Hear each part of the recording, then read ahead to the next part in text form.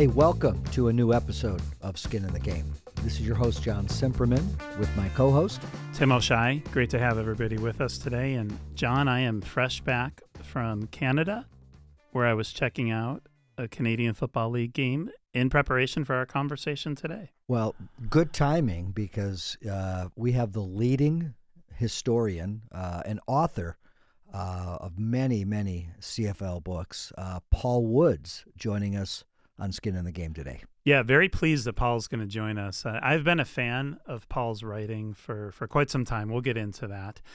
He wrote a great book called Year of the Rocket, which takes you back to 1991. We're going to keep today's conversation, a little history, a lot more current, but this is a great CFL story that goes back a few decades to when John Candy, Wayne Gretzky, and Bruce McNall, who you did not quite work for in Los Angeles, but the former owner of the LA Kings, bought the Toronto Argonauts, and it's a crazy story, crazy year.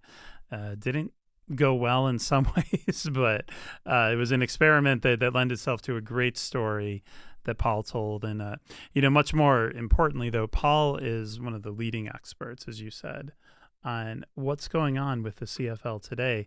It's a league with a lot of history, with passionate fans, and a whole lot of struggle, too. Yeah, and I think the discussion with Paul is super timely with the recently announced partnership between the Buffalo Bills and Maple Leaf Sports and Entertainment.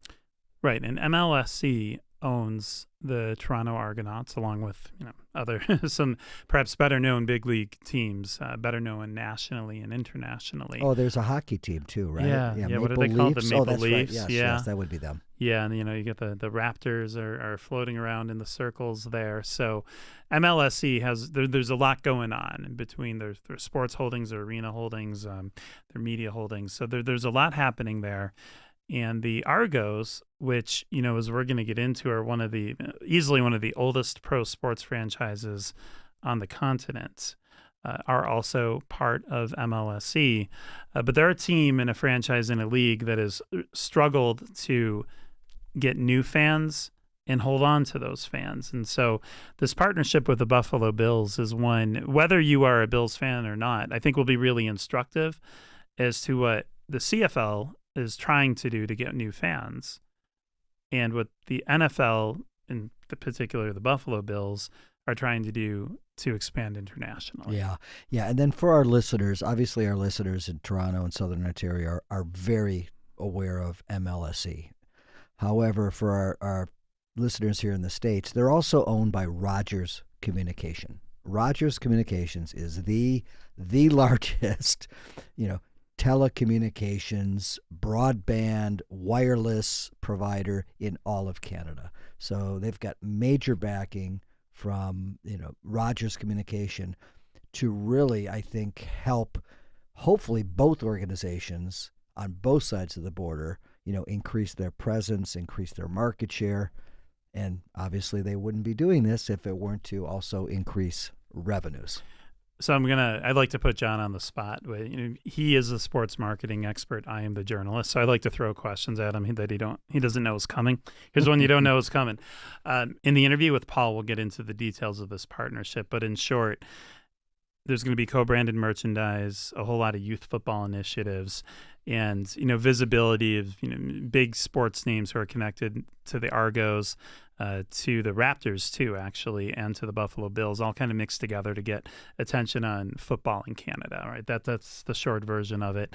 If you are the Buffalo Bills and you are opening a new stadium 1 year from now, you want MLSE to be your friends. Right? Absolutely. They're easy question for you. Sure. And as I mentioned, they're owned by the largest media company in Canada. Right. Why? I mean, why does it matter? I mean, the NFL is pretty big. The Bills are pretty big. I mean, the Bills are a $5 or $6 billion organization at this point, right? Yeah. Why does it matter? Well, I think it increases their value because it increases their reach. This gives them a stronghold, and actually in writing, back in the early days of the NFL, even a few years back, a team could only own its market within 75 miles of its building. That's really what you were limited to. But in May the NFL opened that up specifically for the Bills that they can now market in Canada, right? So that takes the Buffalo market, which is less than 1 million people, to now close to 10 million people. So just think of all the potential for the new fans and the new revenue opportunities. They've multiplied the size of the market, which really was probably Tim, it was probably the 31st largest market. In other words, second smallest market in the NFL. Yeah, just behind Green Bay. Now, this puts them in maybe the top 5, 6 size of markets. So yeah, and when it's people a big, look it big up, deal. it won't be reflected when people look it up, because that invisible, well, it's not really an invisible line now, right? But that line on a map that separates the U.S. and Canada doesn't translate over in market size. So Buffalo officially remains the second smallest market in the NFL. I'm sorry. Yeah, I would. It does. And what I would, this is bigger than just the football thing. This is, we've talked about this a lot on Skin in the Game. How can we, create this, this bigger market for all of us, whether it's tourism, whether it's businesses. And this is the case, it's sports.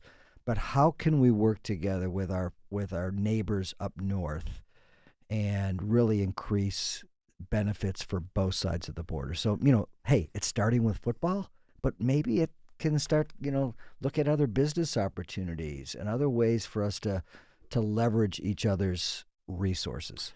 There's something that a guy who's well known in both countries said to me a long time ago. Jack Armstrong, which, depending where you know him from, is either the iconic broadcaster for the Toronto Raptors or the former D1 coach at Niagara University who lives in Lewiston, New York. He's well known for both.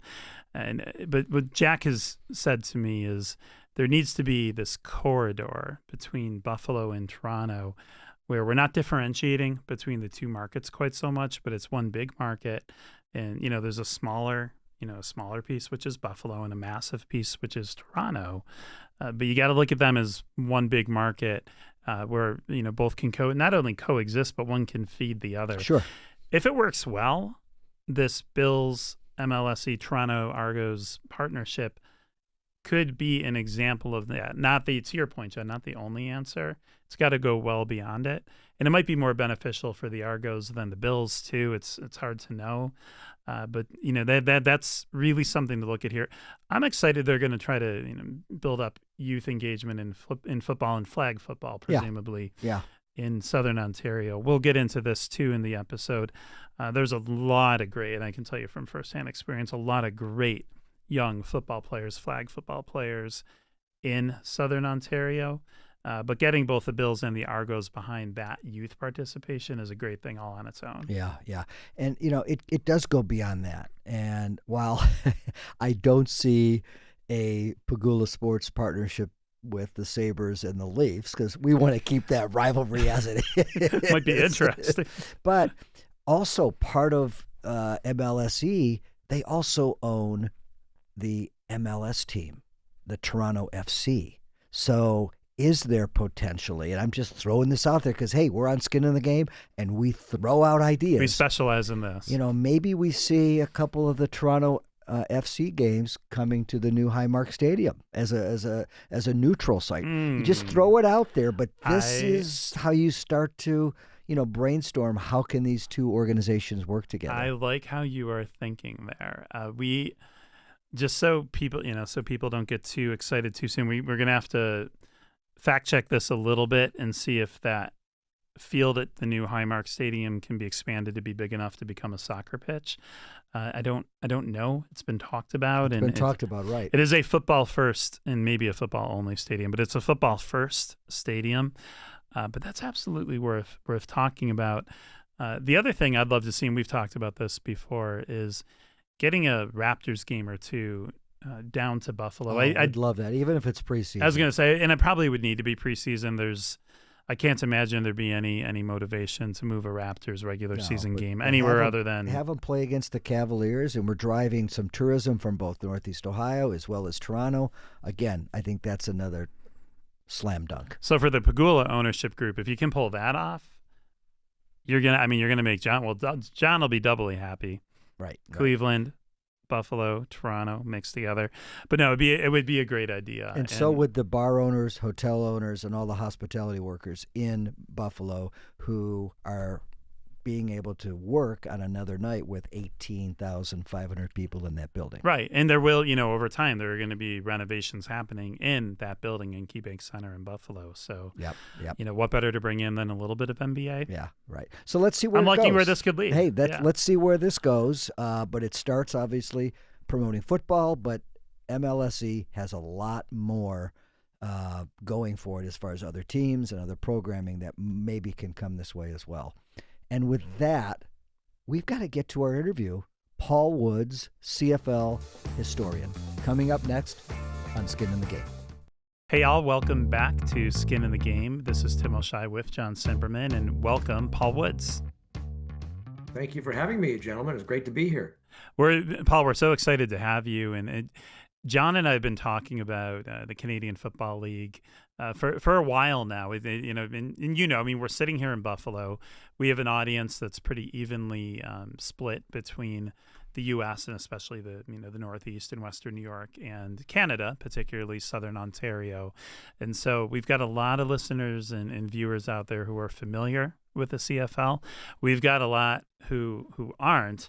And so, John, I'm thinking a good way to tee this up for you, Paul, is to ask you what might be too broad a question, but I think it'll be a good one to anchor us. As you look at the state of Canadian football today, what strike you as the biggest challenges that the league is grappling with right now?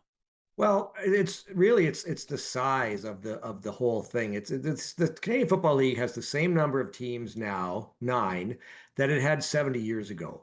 Every other league and every other pro sport has expanded exponentially over the last 70 years. The CFL at one time had 3 more teams than the National Hockey League. Now the National Hockey League has 32 teams and they're looking to go to 36, and the CFL is still with 9 teams. The market is small. Canada is not a huge country. We've got a population of about 38 million, I think, the last time I checked, about the size of the state of California. But it's got, in terms of the geographic size, it's bigger than the United States. There's only a certain number of major cities. There's almost nowhere that the Canadian Football League can expand practically within Canada. It tried expanding to the United States 30 years ago for 3 years. It didn't ultimately succeed.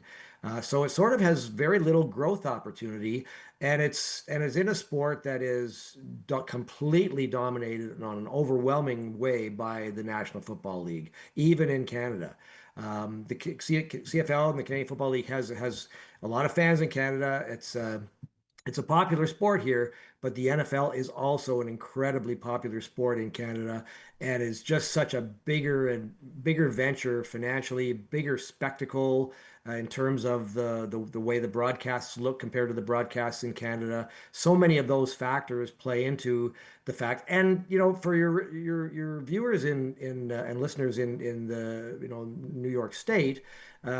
It's worth probably saying, I think it's fair to say that Canada does not have the same kind of sporting culture that the United States does. Um, Sports is not sort of top of mind here the way it is in much of the United States. Fans of the Buffalo Bills would be shocked at how little coverage the Toronto Argonauts get. And I've been jealous for 40 years of the kind of coverage that the Buffalo Bills get. I mean, a Buffalo Bills home game is often the lead item on every newscast that night in Buffalo. Toronto Argonauts home games are never the lead item on newscasts in Toronto, and they're often not even mentioned on the sportscast. So, I happen to live in the most challenged market for the Canadian Football League, the Toronto area, Southern Ontario, which is part of your viewership and listenership. Um, and I'm a diehard CFL fan, diehard Toronto Argonauts fan, and there are thousands of us, but there are also millions of people in this market that don't even know the Canadian Football League exists. Wow. And I think that is in some ways the biggest challenge. It's the CFL's big in smaller centers out west. It's the biggest thing in Winnipeg. It's the biggest thing in Regina, Saskatchewan. It's big even in Hamilton, just down the street from here in Southern Ontario. But in a big market like Toronto, Vancouver, and Montreal, it gets dwarfed not only by the other professional sports teams in those markets, but by the big mighty NFL.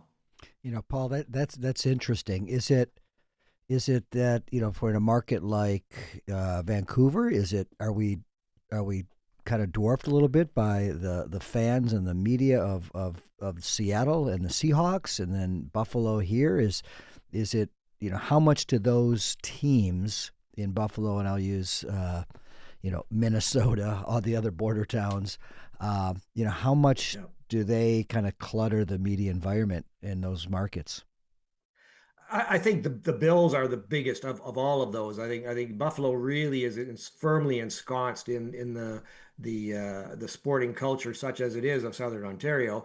I think it's quite big in Vancouver with Seattle. Um, it's not a huge issue, I guess, that you'd say with the two Alberta franchises because Montana doesn't have a pro sports team, and so they're not sort of inundated with Seahawks stuff the way that they would be in Vancouver.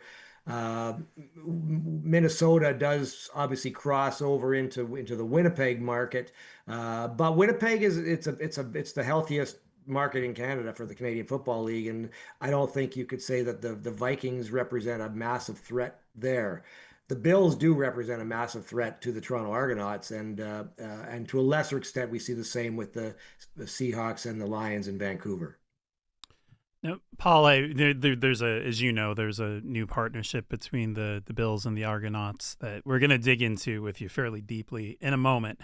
First, I want to ask you an overarching question, though. I've been told over the years, anecdotally, by people that the NFL is very respectful of the CFL's place in the Canadian sporting scene and in Canadian culture, and that the NFL treads carefully so as to not smother the CFL. I've been told that, but that's like I had one the other night in Hamilton. It's press box conversations. It's not somebody pronouncing it. So I want to ask you directly. I mean, is there truth to that? It certainly is less than it used to be. It definitely was the case, say 30, 40 years ago. I mean, the NFL, you may not know, the NFL essentially kept the Canadian Football League alive in the mid 1990s. The league was on the verge of going out of business. And a cash infusion from the NFL, which was a drop in the bucket, almost like a rounding error on the books of the NFL, helped keep the Canadian Football League alive for a few years. There certainly was a belief at one time that it was convenient for the NFL to have the Canadian Football League alive because it helped them deal with antitrust issues. That they could say, look, there is a competitive situation. We're not a monopoly. I don't think they really care about that anymore. And as we've gone from Pete Rozelle to Paul Tagliabue to Roger Goodell, the sort of deferential treatment has diminished. Rozelle would always say nice things about the CFL and would often I think he said we won't expand into their territory. And Tagliabue it was less pronounced, but it was still pretty cooperative. I call it sort of uneasy coexistence now. Roger Goodell certainly hasn't ruled out the CFL the NFL coming to international markets, and I believe they would look at Canada as one of them. Although I don't actually think it would be the first place they would look. I think they're going to look to Europe before they look to Canada. Having the CFL around it's convenient in the sense that it's a good place for players to sort of ply their trade after college, and some of them every year go from Canada down to the NFL, and there've been a few very big success stories. Buffalo Bills fans remember Doug Flutie, of course. I mean, he had 8 phenomenal seasons in Canada. He probably the greatest player in the history of the Canadian Football League. And he was getting up there in years, but he was still good enough to go down and be a star for the Bills, and it kept going in the NFL for 6 or 7 seasons. Cameron Wake came to the CFL out of college and became a star for 2 years, and then he went down and became a pass rushing fiend for the Miami Dolphins. So you see a little bit of that every year. We are also now starting to see an exodus of Canadian talent down to the NFL, including even coming out of Canadian colleges, which very rarely happened in the past. And that is bad for the Canadian Football League because we have a rule here requiring each team to have a certain number of Canadian players on their roster, and the best ones now are playing in the NFL. So it has diminished the talent level.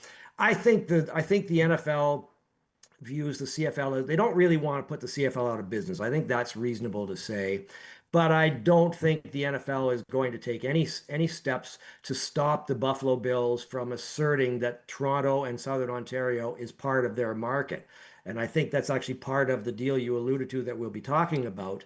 Um, I think the NFL will keep I don't think the NFL wants a team in Toronto because it wants to protect the Buffalo market. So that's probably good for the CFL because of an NFL team coming here would obviously be really problematic for the Toronto Argonauts and would likely mean their death, and that would mean the slow reduction in size and value of the rest of the Canadian Football League. So I don't think that's too likely in the near future. But as I said, I call it uneasy coexistence. I think the CFL would probably like to have a bit better of a cooperative relationship with the NFL and maybe feel a little less threatened by it financially. I'm talking about sort of in enterprise terms, not so much from the standpoint of the entertainment value of the products, although both of them are good. But I think the CFL would love to grow its business, and the NFL makes it very hard to do that. Yeah, yeah. Well, and Paul, just I want to take a step back real quick because I think a lot of our listeners won't recall this. And you alluded to it. You know, there was a time when the CFL did have teams in the United States. I believe you would know better than I as the historian, but I do recall Baltimore was one of the markets. Baltimore was one, yeah. And Yeah, how Baltimore did was the that biggest one and the only Grey Cup championship ever won by a team outside of Canada. classic. And then what were the other two markets? And then the second part of that question is what was ultimately the downfall of that expansion? Well, there actually were about seven markets, I think, in total. They started in Sacramento, California, with one franchise. They were in San Antonio, Texas, Las Vegas, Shreveport, Louisiana, Baltimore, Memphis, Birmingham. All of those cities had teams for 1 or 2 years. The downfall was there's a lot of reasons for it. Part of it was a desperate cash grab, and they picked some pretty bad owners who really didn't have the kind of money that they needed. Although they also had some incredibly wealthy owners. So the guy that was the founder of Federal Express was owned a team in Memphis, and he had plenty of money. Um, uh, and the Baltimore franchise was very successful. The Colts had been stolen away from Baltimore, and suddenly the Canadian Football League arrives, and they were putting 40,000 fans a game into Memorial Stadium, the old stadium there. Um, but what essentially happened, I think it's fair to say, is that it was kind of an interesting novelty in June, July, August, and then September comes. Friday nights become high school football, Saturday nights become college football, and Sunday, of course, becomes NFL. And attendance just plummeted in many of those cities as soon as we got to Labor Day. And then again, the underfunding in some of them, and some of the franchises were kind of a joke, really. The Shreveport in Las Vegas. I mean, the Las Vegas one was just an absolute disaster. They ended up playing their last two home games in Edmonton because there were so few tickets going to be sold in Las Vegas before they went out of business.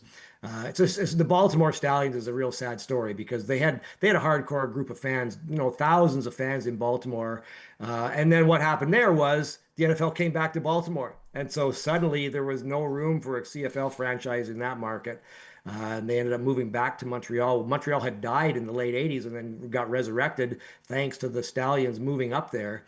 Um, so in a way, it kind of helped the original footprint of the Canadian Football League got rebuilt thanks to the expansion. And I mean, it's perceived widely as a giant failure, this 3 years of expansion into the U.S. But what it did was it kept the CFL alive when it desperately needed money, and those owners did bring in some money to the league when it needed the money. And so I look at it as ultimately a success, even though we were not able to establish a beachhead and keep the teams down there. There were issues with the sizes of the fields and stuff. We play on a really big field, as you know, and we play with 12 men instead of 11. And fitting in a Canadian football field into places like Legion Field in Memphis and the stadium in Birmingham was pretty tricky. Those end zones were way too small by our standards. Yeah, it looks more like I mean, to give a reference, people, sports fans in general would get. It looks more like by size, like a soccer field, a soccer pitch. Or Is rugby pitch. Yeah, rugby pitch. Yeah, yeah. I was telling John because I was just at a Hamilton Tiger Cats game the other night against the Blue Bombers. What a fun game to watch the CFL is, and I've been to a Grey Cup, Paul. So I've seen not a lot of Canadian football, but enough to say it'd be good to go up sometime. And John, maybe I feel like I'm asking John to go to sporting events with me almost every week at this point. We're going to be doing fly fishing too sometime. Well, that actually, but it's a good. That leads me to a thing. question to Paul. I've always wondered and I guess I love the fact that we have the CFL historian. So who better to ask?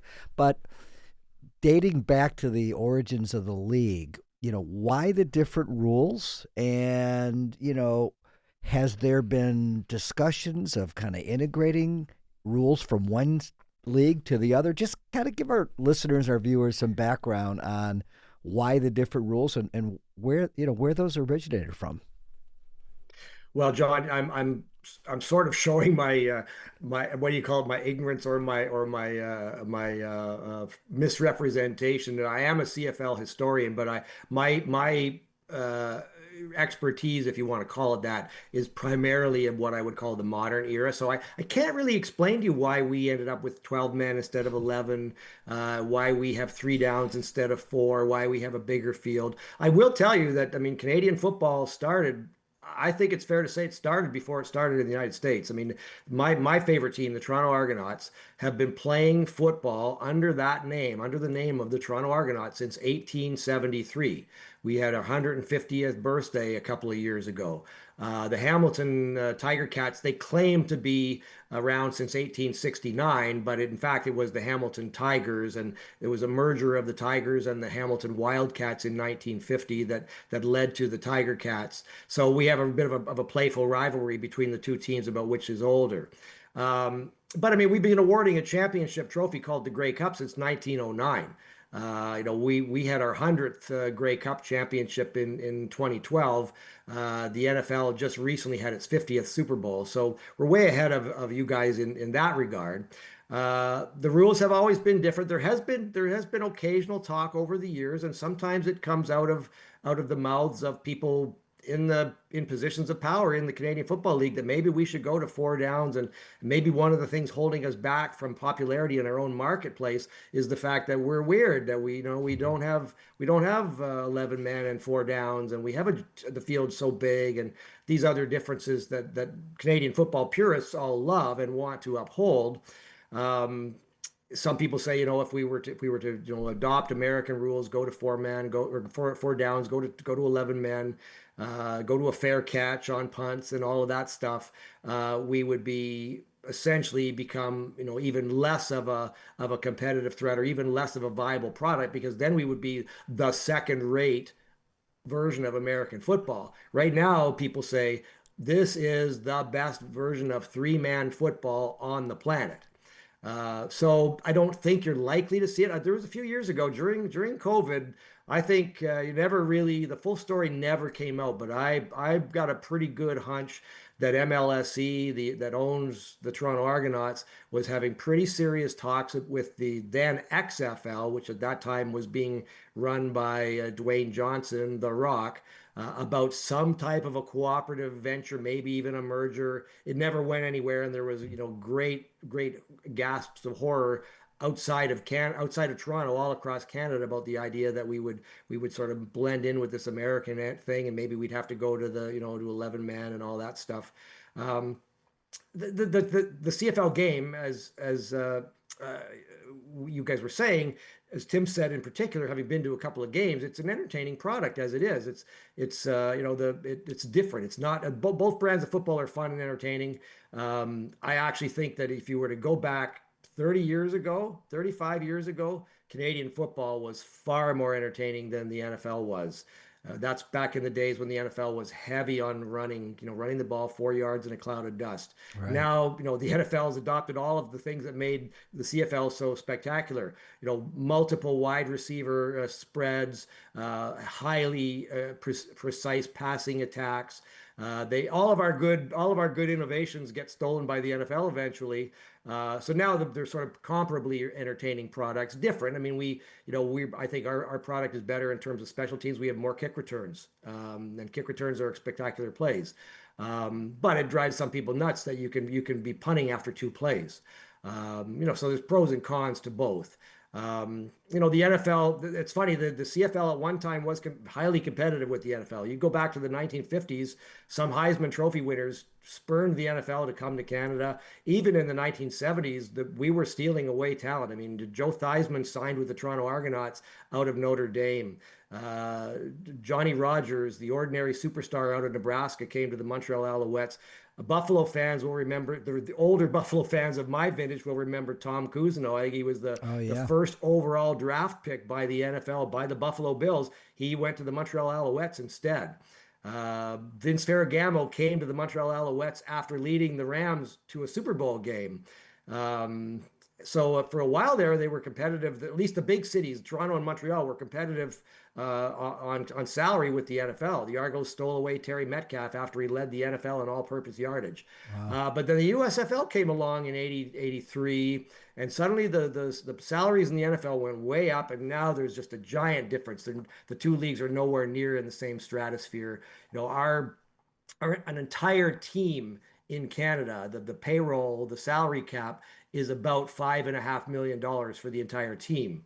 You've got quarterbacks in the NFL that are making 10 times that just for the one position. Wow. Right. So we're in different worlds in a way, even though we play essentially the same sport. I would like, and I'll ask you this, Paul, like I would like to see more American fans, US based fans who are somewhere near a CFL city pop across the border and go check it out. And I mean, anecdotally, does that happen much? I don't think it happens a lot. I wish it did. I mean, you've crossed over to Hamilton. It's not a long drive. It's a charming stadium. That it's a really fun place to watch a football game. Toronto's a bit further. Obviously, it's another. Well, given the traffic around here, it might be another 2 hours to get from Yeah, Hamilton to lately, yeah, Toronto, I have depending a on when problem you're with the coming. QEW traffic But lately. again, really fantastic stadium, great place to watch a game, spectacular sight lines, really close to the action.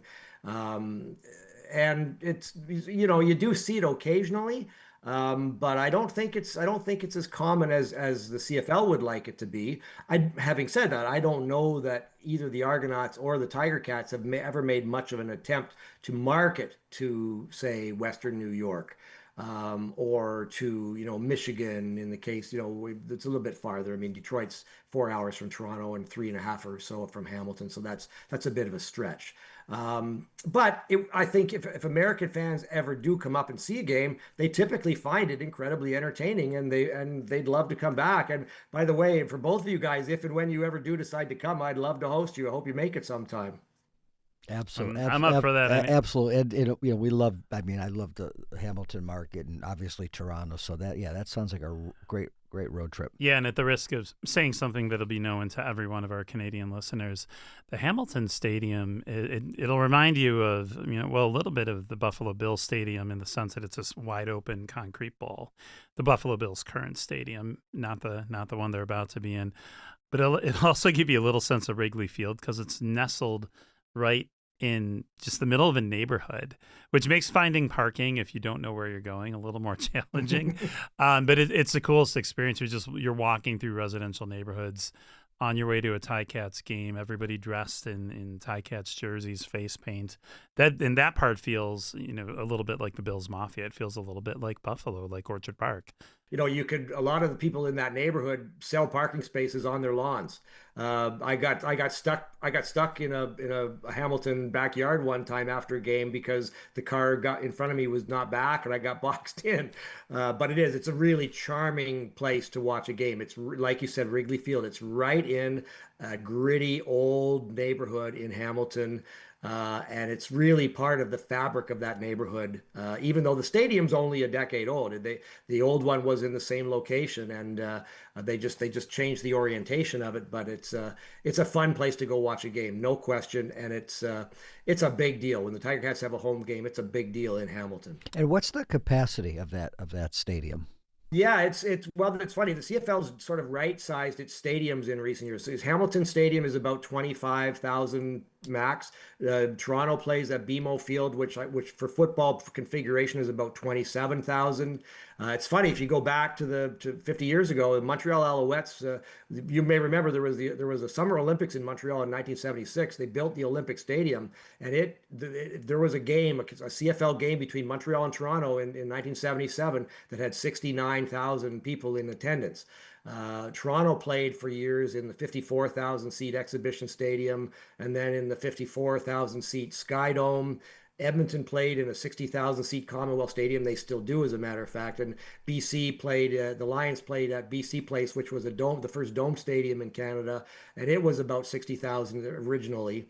Now the league is kind of right size. The better size for Canadian football is sort of in the 25 to 33,000 range. Winnipeg Blue Bombers have a very new stadium, last 5 or 6 years, 33,000 capacity. Regina about the same. Edmonton still has a 60,000 seater, but they don't open up the upper deck anymore. They're trying to make it more intimate with about 30,000 in the lower bowl. BC Place get reduced in size when it was sort of rebuilt and turned into a partially open roof. But yeah, at 25,000, it's a great number, and it's enough for if you could consistently draw 25,000 in this league, you can make a profit. The Argos haven't been able to get to that number. They're in a 27,000 seat stadium, and they're averaging well below 20 since they moved there in 2016. They're the most challenged franchise, as I say. They're the one that's dearest to my heart, the biggest market and the most attendance challenges in the league.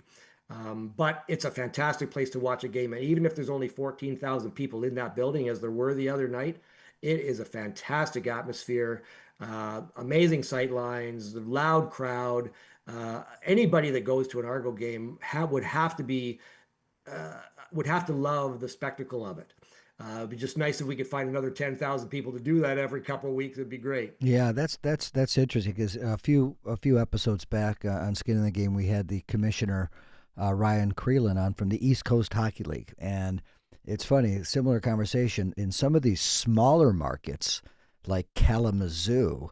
They're the only game in town, and the building is, they're rocking with 6, 7, 8,000 people. But then you also have teams in bigger markets, major league markets like Cincinnati and like Orlando, where they struggle because while they have 5, 6 million people that might live in the market, they're competing with the other major league teams, and they're not as successful as some of these smaller markets where really they're the only game in town. Well, that's exactly the same situation we have up here, right? I mean, Regina, where the Saskatchewan Roughriders play, they are the only pro sports venture in that entire province.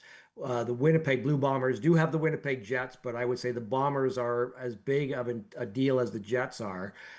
It gets a little bit more problem, and Hamilton with the Tiger Cats is the same. It starts to get a bit more problematic out in the Alberta markets. Calgary and Edmonton have obviously hockey teams, the Oilers and the Flames, who are bigger than the Elks and the Stampeders. Vancouver's got the Canucks, and also, of course, has the Seahawks. Montreal's got the Canadians, who, of course, are massive. And Ottawa's got a hockey team. And then you've got Toronto, which has the Leafs, the Raptors, Major League Baseball team, Major League Soccer, which, of course, Vancouver and Montreal also have. It's this market in particular is the most challenged, partly because it's got the most competition for sporting. And then Toronto, it's like New York City. I mean, there's like an equivalent of Broadway here. There's a lot of theater every night in the city of Toronto. Every major musical act in the world comes through Toronto, and they play in big venues. Any given Argo game, there might be a Blue Jays game happening 2 miles away, and there might be a concert happening at an amphitheater, a 5-minute walk from the stadium, and another concert happening at the hockey arena. And then you've got, the Lion Kings going on downtown and other things like that. The competition for the entertainment dollar is massive here. So I guess the Saskatchewan Roughriders would be the equivalent of the Kalamazoo Wings, Right. and the Toronto Argonauts, I guess, are, I don't know what you'd compare them to, if there was sort of like a smaller niche product in New York City. I don't know if there even is such a thing, but that's what you'd be looking at. So, Paul, great segue. Thank you, because we want to talk to you about the Argos Buffalo Bills partnership. Depending when people are listening or watching this program, this is a partnership that was announced in the last few weeks, maybe a little further back. And, when you look at the press release, it talks about things like co-branding merchandise, Argos having a presence and Bills having a presence at each other's games. Doug Flutie, a guy you already brought up, famous Argo, famous Bill. Like you're gonna see him there. Jim Kelly, again, depending when people are taking in this episode, Jim Kelly, the former Bills quarterback, the Hall of Fame quarterback, is going to be at an Argos game in early October of 2025. Tracy McGrady and Vince Carter, two legendary Raptors who, of course, are now retired from the NBA and investors in the Buffalo Bills. Their names are in here. So there's a lot of names involved. There's some merch involved. There's a lot of co-branding. What do you make of the partnership? What do you know about it? Well, first of all, Tim, I would characterize it sort of more as an MLSE Bills partnership rather than an Argos and Bills partnership. I mean, obviously, MLSE owns the Argonauts, and the announcement was done at the Argonaut Stadium with Argonaut players and executives there and Bills people there. And one of the promoting factors was let's grow the sport of football in this market, which is a really good and important initiative. It could stand to be grown for sure. Um, I feel that this partnership, it's hard to really judge it at this point, and we don't really know exactly what it's going to be like. I mean, we'll see what that game is like on October the 4th, and if it brings in any new interest to the game because of the co-branded merchandise and the Jim Kelly connection and so on.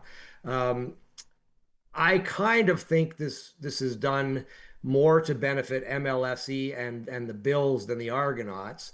If there may be some collateral benefit to the Argonauts, if in fact interest in football does grow, if somehow as a result of this partnership, the Argonauts become better known within their own market, that people actually don't say what's that? They actually know what the Argonauts are and they're curious about it. That'll be a great thing. I hope that happens. It remains to be seen if it's going to happen.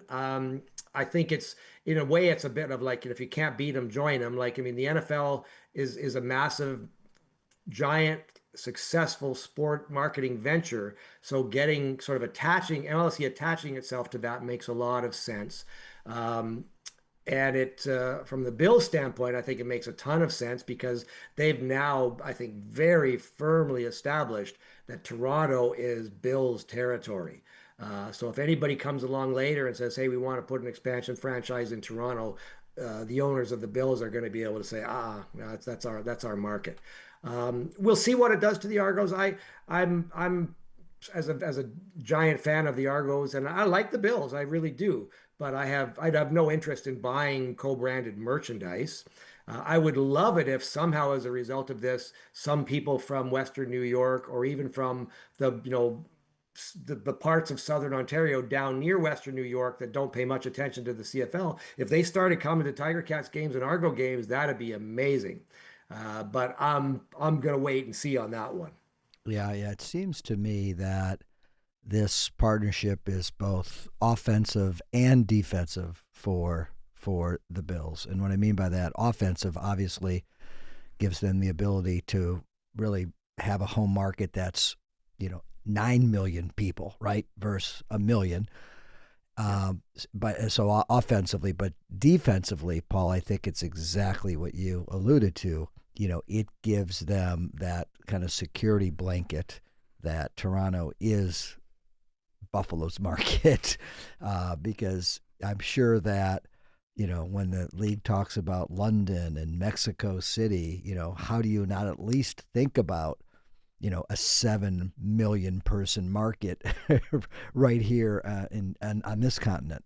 So I think it's offensive and defensive for the Bills organization. And I think it's real smart for them to secure that market because, that's, 15 to 20% of the Bills season ticket holders are coming from Southern Ontario. Yeah, and the Bills now under two ownership groups, the Pagulas and way back, 10 years back and before that, under Ralph Wilson, have been really coming at the Toronto market in very creative and consistent ways, as they should. It's an incredibly large market that exponentially, expands the Bills' reach in terms of market size. Right, right.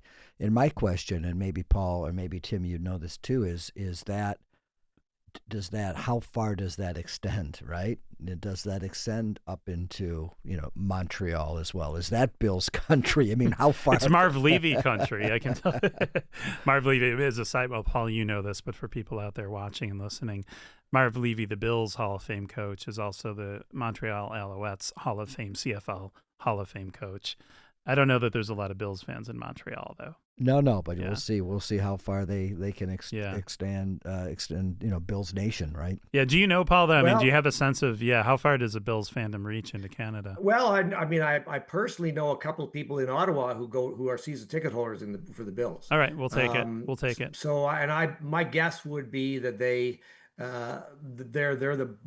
the most popular team in this part of Southern Ontario. I mean, I think as you get down towards London and Windsor, there'd probably be more fans for the Lions. Part of it is sort of what people saw on TV back in the days when there wasn't cable, right? In the 60s and early 70s, you could get Cleveland broadcasts and you could get Buffalo broadcasts. And so there's still a lot of Browns fans actually in this market. But, the funny thing is, you talked, John, about the sort of the NFL. Why wouldn't you want to look at a market this size? And I get that. But the funny thing is, the NFL's already kind of got it captured in a way, right? I mean, there are thousands of Pittsburgh Steelers fans in Toronto, and there are thousands of Dallas Cowboys fans and Miami Dolphins fans and Green Bay Packers. The NFL. It's almost like they've got the market cornered so well they don't really need to become focused around one team. I think the NFL has recently adopted a strategy where they've sort of said certain teams can kind of claim parts of Canada for their turf. And I think Minnesota has kind of claimed, part of the prairies. And I think Seattle's claimed the lower mainland and British Columbia. And now the Bills, of course, have claimed Southern Ontario. It's interesting that the Bills have gone into partnership with MLSE, and they don't seem to have a similar partnership with the Hamilton Tiger Cats, who are actually closer geographically. And so it'll be interesting to watch how things unfold with that. It would be very funny if the Tiger Cats ended up making some kind of a partnership deal with the Cleveland Browns or something. I'm not suggesting that's going to happen, but who knows? But yeah, I think you're right, John. I think it's both offensive and defensive, and I think very smart business by the Pagulas to basically put the stake in the ground, like this is our turf, right? In a way that would make it very difficult for somebody to come in and impinge upon that turf, right?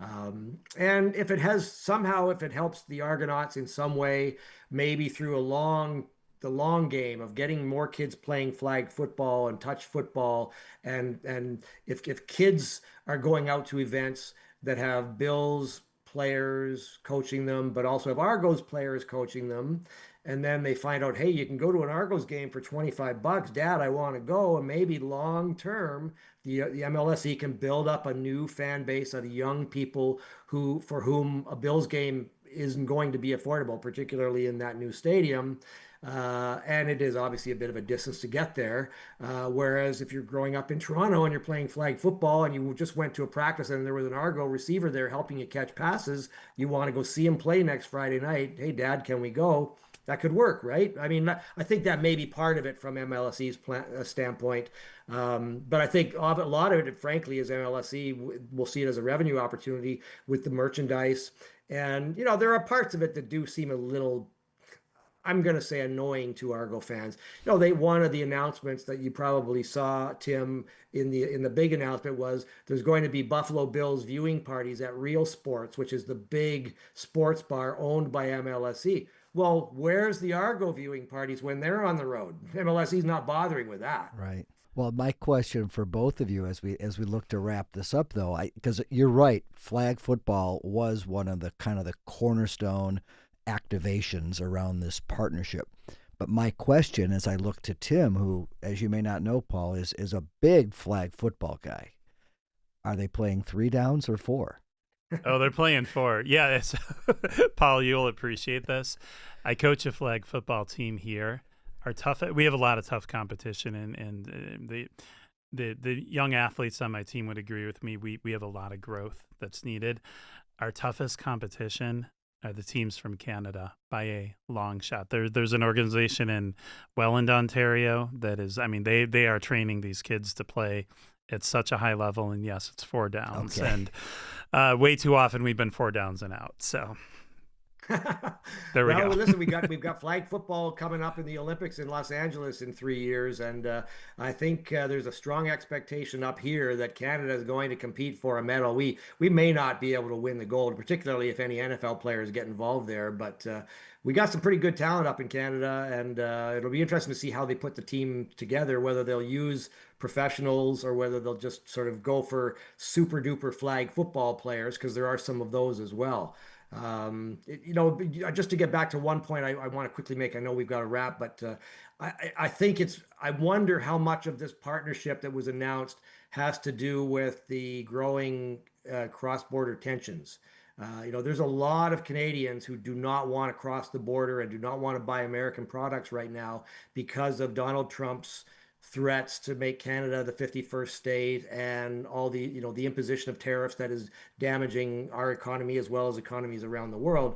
Going to a Bills game means you've got to cross that border, and I'm assuming the usual people that would have crossed the border 2 days ago or yesterday, whenever the last Bills home game was, still did it. But I wonder if that could be part of what's at play here, to sort of give them additional incentives or inducements to not go away the way tourism from Canadians down into the U.S. has really been hampered over the last few months. Well, Paul, John is the marketing and sponsorships guys. He did that for 4 big league sports teams. And let me bounce Paul's point, John, off of you. If I'm the Buffalo Bills, yeah, I want those ticket holders coming into the new stadium, of course. But I also want the suite holders, the sponsors. They need new business out of Canada. Absolutely. The Bills will not have trouble filling seats, but a market of this size does have trouble filling up suites, club seats, as well as driving national, and in this case, international sponsorship dollars. So it's that corporate money that we're at a deficit because of the market size and the Fortune 500 companies. So I do think, Paul, I think you are onto something, that it's also a strategic decision to remove some of that quote unquote elbows up mentality, right? Yeah, and it would be interesting to watch to see if the Bills where they kind of find those sponsorships from Canada. I think if it were sort of traditional businesses, like say the banks, for example, we've got a lot of really big banks based in Toronto, and a lot of them, their names are on arenas even in the United States, like TD Garden in Boston and places like that, if that's what it's still called. But I think if a major Canadian bank were to suddenly be announced as a Buffalo Bills sponsor and owner of a suite, there'd be some backlash, because Canadians right now are just not feeling very friendly toward what had been our greatest neighbor and friend for 150 odd years. Maybe over time those tensions will cool. We'll have to see how things unfold. But yes, I think that I think you're right, John. I think they're going to have to get more than just people to sit in those seats. They're going to have to get people to sit in those suites. Right. And for that, you need bigger dollars, and there's a lot of dollars in the Toronto market for sure. We will keep an eye on that. And Paul, you hit the hot button topic that John and I, and at this point, a whole lot of guests have talked about with the cross-border relations. And Paul, we'll have to have you back to chat more about that and chat more Canadian football. And John, I'm ready to take Paul up on the offer Absolutely. of an Argos So, game you too. know, I mean, I'm all for So I'm all for let's extend the olive branch as to our best friends and neighbors up north. Let's head up to a CFL game, and we encourage all of our listeners on both sides of the border to do that. And then hopefully our friends up north will come down here and spend a few nights in our hotels and at our restaurants as well. So hopefully a win-win going forward. So beers on us, Paul, when you come on down for a Bills or a Sabres game. Say the word.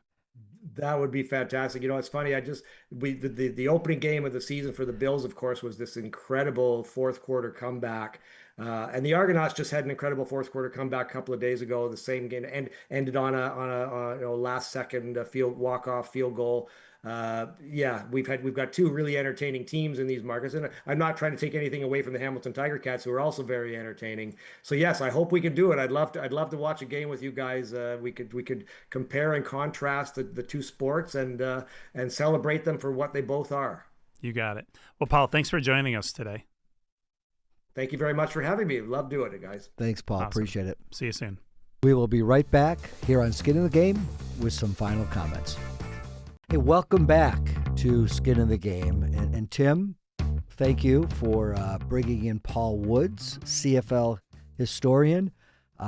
Super, super interesting conversation. I learned a lot in that conversation. I hope those of you from Canada did too. By the way, it's funny. I entered the conversation with a I think a misbelief right away, which is if you're in Canada, you probably know about the CFL, and we're going to try not to bore you by getting too elementary with it. But from what Paul said, it sounds like there's a whole lot of sports fans in Canada who, for a variety of reasons, haven't necessarily absorbed the details of the game. So I hope it was as interesting for everybody as it was for us. Well, especially in Toronto. And you got to remember with Toronto is an expanding, growing, diverse market, right? So, there's a lot of first-generation Toronto residents who maybe didn't grow up in or around the CFL. So, and then, the expansion of Major League Soccer and all the other entertainment. So, yeah, I think it sounds like the Argos are still always kind of looking to introduce themselves to former as well as potentially new fans. And it's interesting when we talk about market size, which we do almost every week on this program. It would seem like being in a large market like Toronto would be the ideal, right? Even, because just think of it this way. 7 million residents. Yeah. Right? So there's enough sports fans to go around. And there's certainly enough money to go around and afford tickets at any level, including CFL, which is, far less expensive than the major league sports. But cutting through the noise and getting people to pay attention to you, that's tougher, right? It's the attention economy. It's, when I went to Los Angeles to market the NHL and the Kings, oh, wow, this is great. Cleveland had 3 million residents and LA has 8 million. This will be easy to fill up a building. Well, it was the opposite because, yes, just your share of voice and so many other options, including the beach or the restaurants or every other team in town. So, yeah, it is harder to break through that clutter and make noise in a big, big market. Right. And then, you take a market the size of Hamilton, Ontario, which is roughly the size of Buffalo, the city, not Western New York or the region, but Buffalo, the city, maybe a little bit bigger. You can look it up, but they're about the same, right? And the Ticats, the Tiger Cats, the market penetration that football team has in Hamilton, huge. And it really, when you go there for a game, it'll remind you of Buffalo. Not watching on TV, probably not going around the city. You're not going to necessarily see people in Ticats, gear everywhere like you would Bills Mafia in Buffalo. But when you're going to the game and you're in that neighborhood, you absolutely see it. Big deal. It's a big deal. Well, I was also very interested to learn that the CFL actually predates the National Football League. So I'm a fan of Paul's writing, and he's written a couple of great books that I I just recommend any sports fan read these books. And he wrote about that in one of them. It's a book called Year of the Rocket, when the Argos signed Rocket Ishmael to, instead of going to the NFL back in 1991 to come to Toronto, gave him the fattest contract ever given to a pro football player in any league. So there's a little bit of Argos history in the book. And yeah, I was surprised that, that it goes back. I mean, we're talking the origins of baseball, Right. or around the same time as the Right. origins of the Toronto Argonauts. Right. Well, and I did give Paul a challenge. Sometimes it's always fun to stump a historian. Yeah, you did stump him on this one. The origins of the rules of the game, right? They always talked about the baseball, and had some origins to maybe cricket, and rugby came out of soccer when someone actually just picked up the ball and he or she was tackled. American football kind of evolved from rugby in some ways, but it's interesting that the sport of CFL, where the origins of their rules, right? It's 3 downs and constant motion, and quite frankly, a bigger field. Yeah, with the field goal uprights in the field of play, it's at the front of the end zone, not behind the back of it. So imagine you're a wide receiver, and by the way, 12 people on the field, there's another receiver out there. You're one of those receivers running into the end zone. And they're used to this, but you got to watch out for those uprights, because they're going to be smack in the middle of the front of the end zone. I'm surprised that the NFL Players Association hasn't wanted to adopt the CFL rules, because that would actually have one more salaried player on the field. Job creation. That's right, job creation. Something we didn't get into with Paul, mainly because of time, but also this is more of an intellectual exercise than reality. Not that we don't love that around here. I wonder if the NFL at any point has considered, or had considered, trying to work with the CFL to create a farm system of sorts for players and for coaches. There have been some, and Paul named some, not a lot, but some great NFL players, and a lot of really solid ones who have come out of the CFL, and some great coaches too. Marv Levy, who had coached in the NFL and who had coached at the college level. But Marv Levy's great success before the Buffalo Bills was with the Montreal Alouettes, which is why he is a Canadian Football League Hall of Famer. Right. Well, it just sounds to me, I was thinking the same thing too, but it sounds to me as if the CFL doesn't want to be seen as a secondary league, as a developmental league. And something, right now with the political climate, I don't think we're going to see the CFL taking a back seat to the NFL, at least with their ownership groups. I completely agree. That's why, even as I was saying the idea out loud here, I self-corrected, because I know that wouldn't happen now. The idea, and I apologize if I did this too, might even be offensive to say out loud, but thinking like the NFL thinks, if the NFL had one brain. But right. We know how NFL owners and commissioners think. I think we have a sense of that over time, over decades. I do wonder if the conversations looked like that at some point, because I could certainly see it at least being a thought exercise. Yeah, I think it could have happened, and it was interesting, quite frankly, that it didn't. When Paul was talking about the potential years back of kind of an XFL